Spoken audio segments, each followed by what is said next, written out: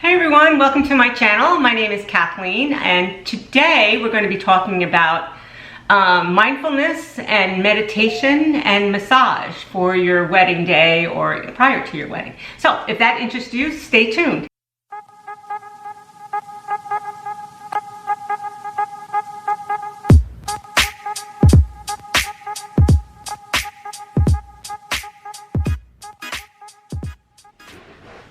Everyone, welcome back to my channel. My name is Kathleen. I am the owner of an on-site hair and makeup company located here in Madison, New Jersey. And I primarily work with brides on their wedding day, and I travel to the location doing the hair and makeup. And today I'm joined with Steve Guttman of Mind Body Dynamics. Yeah, welcome Steve. I'm glad to have you here. So tell them a little bit about what you do, and a little bit about your mindfulness practices, your massages, and yoga that you practice. Sure. Okay. So I'm a mind, body, health, wellness life coach, an integrative personal trainer, and a massage energy therapist.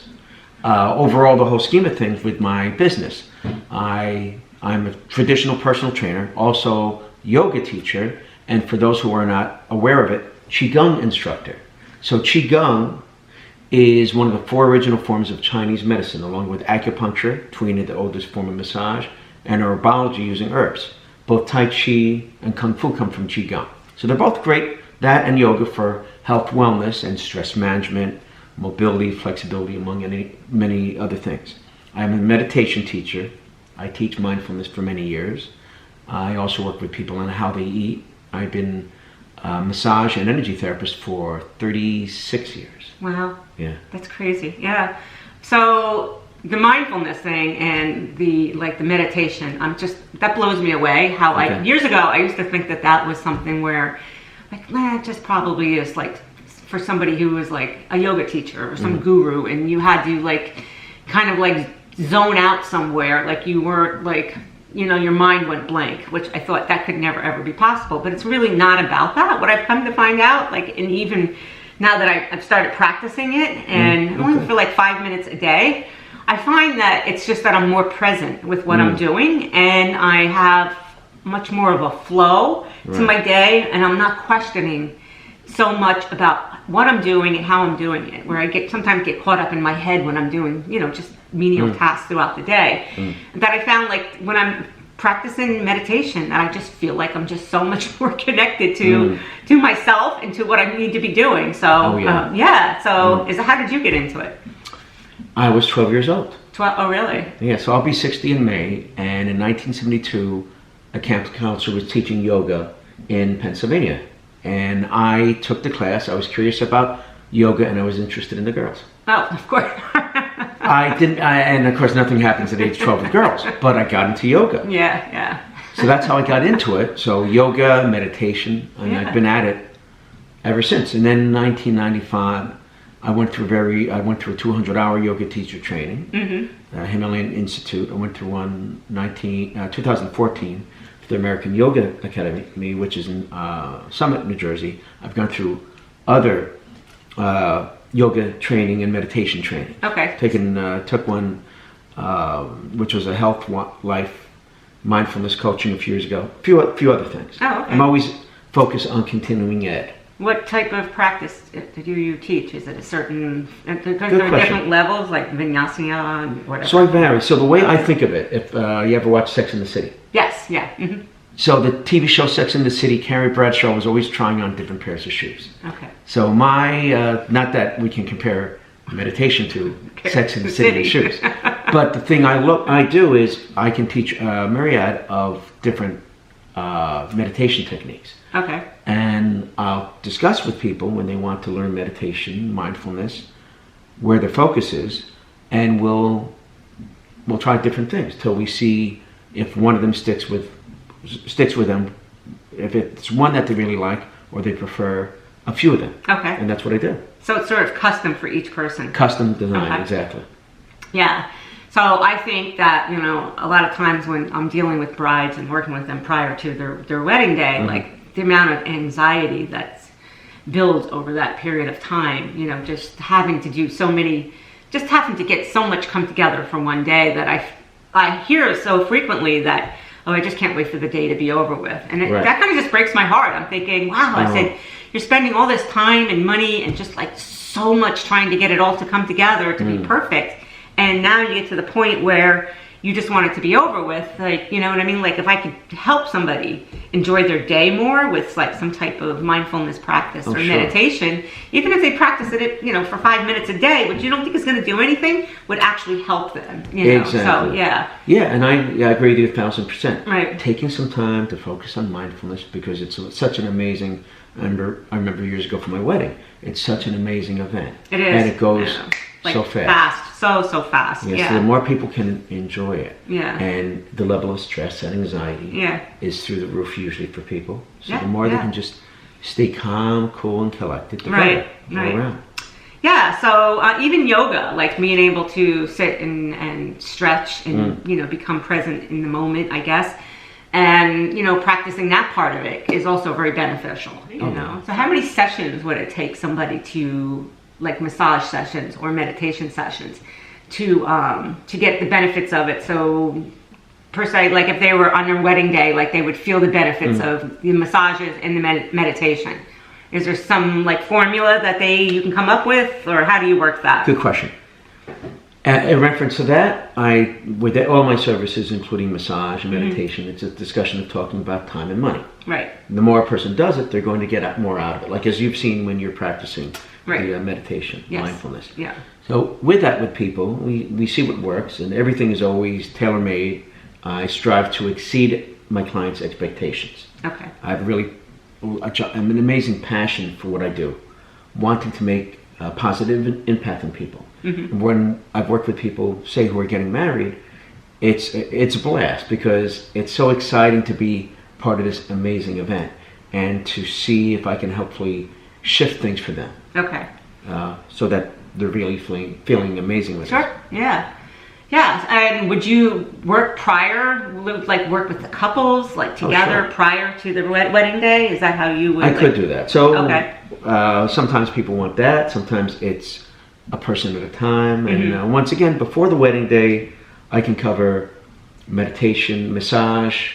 I have a massage table. I'm trained in many styles of table massage. Also something called Thai massage, which is more putting people in yoga poses on the floor on a portable futon mat. And then of course the chair massage, which is nice and convenient. Yeah. Now, I've worked with people on yoga and the qigong beforehand.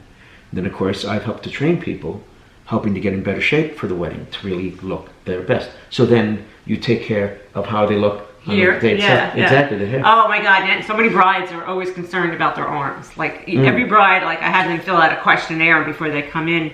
Like, where are you at with everything? Like, you're physically, like, are you working on anything? And so many times, like, they're either whitening their teeth or trying to lose 10 pounds or whatever it is. But a lot of them saying, yeah, I'm just trying to get my arms in shape. And again, like, I always feel like they don't have a lot of time to focus on these things. So that would be like, would you do like sessions, like individual sessions, or would you work with couples together, or like is it all customized, or is it however it works? Okay. Yeah, it's always so everything is so open-ended depending on what people need. Okay. Scheduling, budget. Yeah. I strive to be very user-friendly. Okay.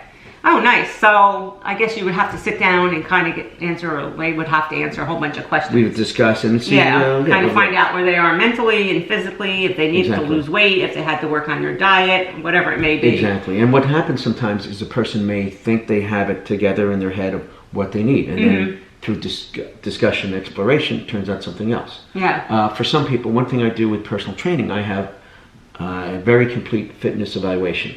Okay. I have 3 different levels, basic, a standard, and a deluxe. Okay. And it really helps a person to see where they're at mentally, physically, and emotionally. Okay. As the name of my business is Mind Body Dynamics, so I really strive to encapsulate everything. Okay. Yeah. Good. How did you get involved with it? With the training? With everything. Like, did you know when you first started out that you wanted to do like a combination of all this together? Like, good question. Yeah. Okay. So yoga, we said 1972. When I was back then, nobody was doing yoga. Nobody, especially a 12-year-old boy. Boy, yeah. Oh, I was ahead of my time. When I was 16, my older sister got me trading shoulder massage, And I loved making her feel good, and then friends and girlfriends, and wow, a nice way to take care of people. My older brother got me working out. My mom was involved with B'nai B'rith. Have you ever heard of B'nai B'rith? Like a Jewish Lions Club. Oh. So she was always doing things for the community, and I was inspired by that. Yeah. So I was always inspired about making a difference in people's lives. Yeah. College, I was on a suicide hotline, worked with developmentally disabled adults at a group home, volunteered at a CP center. Okay. Thought about OT, PT, social work, psychology. I decided to get an exercise science degree because I know how much exercise helped me get my head on straight. It's amazing. Yeah, so but then I went to massage school 1 year in college, and then continued with yoga training, clinical hypnotherapy, something I do. Yeah. And a host of things, and I need to always go with continuing ed. I need to keep all my certifications up, but I love doing it. Yeah. So it's a blast. Yeah. Like if you're in that service business where you like to, make people feel good, like you said, that's one of the reasons I got into doing what I did. When I could see how like just doing somebody's hair made a woman feel, like it was like, it was like worth all of that. You know what I mean? So yeah, like it certainly has to be something in your heart that you have to be able to, I don't know, put out there somehow. You're right. It's funny. Yeah. I was talking to a friend of mine. Pam, a person I had mentioned I was going to talk to. A person I know, she went through a workshop the other day. And the workshop, the person was training on being authentic. And she said you could tell the person was not authentic. The person who was teaching the workshop? Exactly. You think you can fool people, but you can't really fool people. People pick it up like in a second. Right away, yeah. So I know you have such a passion for what you do. You live and breathe it. Right. You love it. Right. And that's the way I am. When you do that, well, what's the saying? If you love what you do, you never work a day. You never work a day in your life. Isn't that the truth? Exactly. Yeah. And you said you're involved with hypnotherapy? Is that I'm a clinical hypnotherapist. Oh, what is that now? So hypnosis. Okay. Oh, hypnosis. Okay. Yeah. So 1995, I went through training in the city. Okay. And it comes up once in a while as, say, a person wants to lose weight. So when I went through it, as a personal trainer, I thought, well, what if I'm going through hypnotherapy? Because some people, there'll be positive reinforcement, getting themselves together the way they eat through working out. But it's not everyone. Hypnosis goes deeper. So it's even more effective towards helping a person get that together. Yeah. But I've worked with people with hypnosis towards how they eat, addictions, alcohol, drugs, stage fright, all kinds of other things. Wow. Yeah. And is that like more the subconscious mind that you work on when you're doing hypnotherapy? Exactly. It is. Yeah. Okay. Yeah, because that's where everything's rooted. That's what they say. the Everything is foundation like more controlled by your subconscious mind than your conscious mind. Exactly. You're consciously telling yourself, don't eat this, don't eat that. Like you're really not in control there. Like your subconscious mind is more in control there. Exactly. Wow, that's cool. That's very cool. So let's say with mindfulness, the way I look at it, well, probably the most well-known person now is John Kabat-Zinn, who has a book called, among other things, Wherever You Go, There You Are. Great book to read. Okay. And let's say the way I look at mindfulness is being the foundation of all meditation. You could have your different meditation techniques, whether it's Vipassana, meditation towards breathing, or Cezanne, another technique, bubble meditation, candle meditation. I could go on and on about different techniques for meditation. Mindfulness is more just being present in the moment. If you're there, you can't be anywhere else. Right. When you're mindful, if you're eating and you're mindful, you're ideally going to enjoy your food more. Yeah. If you're there at your wedding, of course it's a really crazy, insane time, but you could be more mindful, taking in every single moment, enjoying everything. Yeah. So many times I get caught up in like what's happened in the past. Like I'm worried, why did I do that? I shouldn't have done this. Or beating myself. Shame is like another big thing for me. Yeah. And now pull back shame from like 10 years ago. That's something I either did or said that I shouldn't have done. Which, don't get me wrong, like guilt and shame are there. They're kind of there to consciously like guide you in the right direction. Right. But anyway, to be stuck there is not good. And to be worried about what's going to happen in the future. Like that's another thing. Like worrying constantly about what's going to happen tomorrow doesn't do any good. Because like you said, it just kind of steals the moment out of today. You know what I mean? Which, this is really, to be present is really like key. Yeah. So, yeah. Good. I don't know. It's like, can somebody be taught that though? Like, in just like one session to be mindful? Isn't that something you've learned that you've had to practice over the years? Well, what I think of it that when it comes to mindfulness, with all of this, with anything in life, we're going to be mindful at times we're not. Right. So, for instance, what's your favorite food? This is my favorite food, avocados.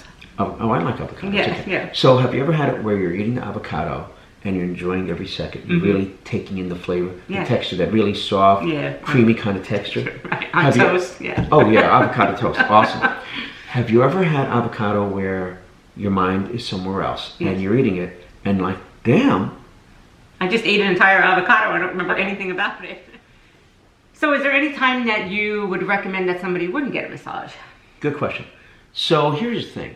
If people have particular medical concerns, depending on the type of massage, in most cases, massage is great, one of the healthiest things that you can do for yourself.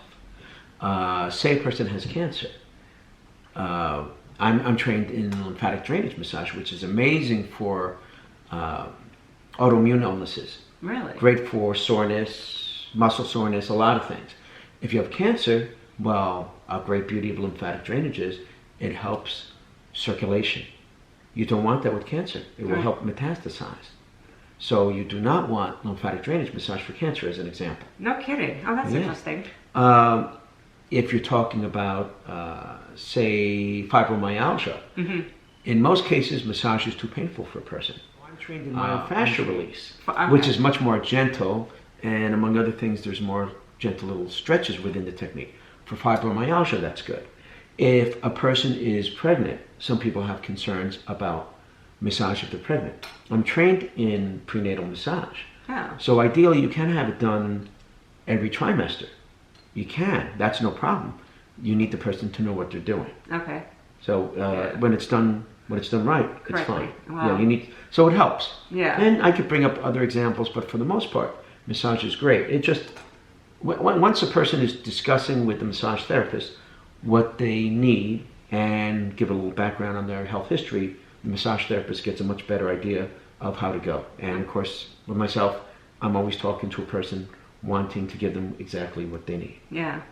So just an average person, is there like a certain formula that you come up with for somebody that should have, like an average person with the average amount of stress, how many massages would you recommend that they have?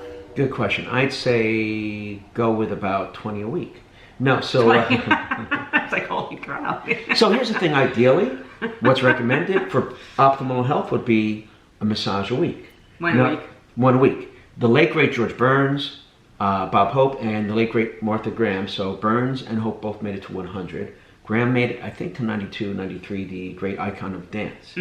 And they all gave credit to massage. They got supposedly massage every day of their life, or at least later on. And they felt that helped them get to those long years. Really? Those longer years. With massage, comes down to time and budget. So if you can do it consistently every week, great.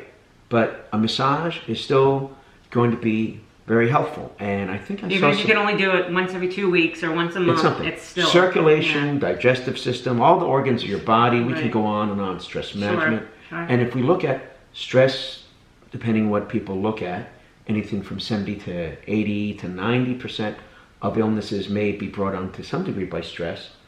Massage is a great reliever of stress, but then you look at all the other benefits to it. Right. It's really an amazing thing. Are there any instances where somebody who has to go to the doctors before and get like a note that they can have a massage, or no? Is it pretty much safe for everybody? In most cases, no. Except for people that have depending cancer on, or whatever, right? Depending the particular types of things. So then they might want to get a doctor's approval, and everyone has different philosophies. For the most part, massage is incredibly, once again, healthy, nutritious for the entire body, and it's great for the body, the mind, the spirits, everything. Sure, okay, good, thank you. So should you feel any type of discomfort when you're having a massage? Good question. Well, when I went to massage school, we called it either a good hurt or a bad hurt. So say you're getting a massage, it might have some sore spots, but it's helping to loosen things up. Okay. So we can call it a good hurt. Yeah. In reference to that, I'll bring up the only other thing is, which I brought up since I'm a yoga teacher, Qigong and cupping therapy. I also do a lot of other things. Sometimes a person feels worse after, not usually. Yeah. But think of the adage, well, here it is, you have an experience as being a mom and also a grandma. Right. So what happens with the cough expectorant? What happens with the cough afterwards? I don't know, it gets better, it comes up. But first comes up. Right? So like I look at it, the analogy that with massage or anything else, think of it that sometimes a person's worse. Sometimes because it's bringing things to the surface. And then they feel better. Yeah. Usually it's better. Usually you feel better. Yeah. Sometimes it's worse, but then after that little time when everything's coming to the surface, then they're way better. Yeah. Wow. Okay, that's good to know. Because sometimes, like, I've had massages where a deep tissue massage where I was there and I was like, oh my god, this is killing me. Right. And a key thing. But like part of it was like, don't stop. You know what I mean? I was like, yeah, like it's really, really hurting, but it hurts, but it feels good. Hurt. Yeah, it's a good hurt. Yeah. And once again, it's a case that when it comes to something like massage, communication is so key. Yeah. So key. Right. Because you really want to communicate with the massage therapist, and any massage therapist should be saying to you beforehand, please let me know if I can go harder, softer, you have any concerns. Find out anything and everything you can. And any massage therapist, especially before the first session, has the client fill out the questionnaire. See all the things they need to know about the person. Concerns. Yeah. Okay, that's important to like know that you can say that. There shouldn't be anything that you shouldn't be embarrassed about talking about while you're there if you're feeling something, especially if you're feeling uncomfortable. So comment below and let me know if there's if you've ever gone for a massage and you've had like an excruciating amount of pain or just felt uncomfortable. Just kind of give me some comment below and let me know how your massage went. So how much clothing should you remove during a massage? Good question. Very good question.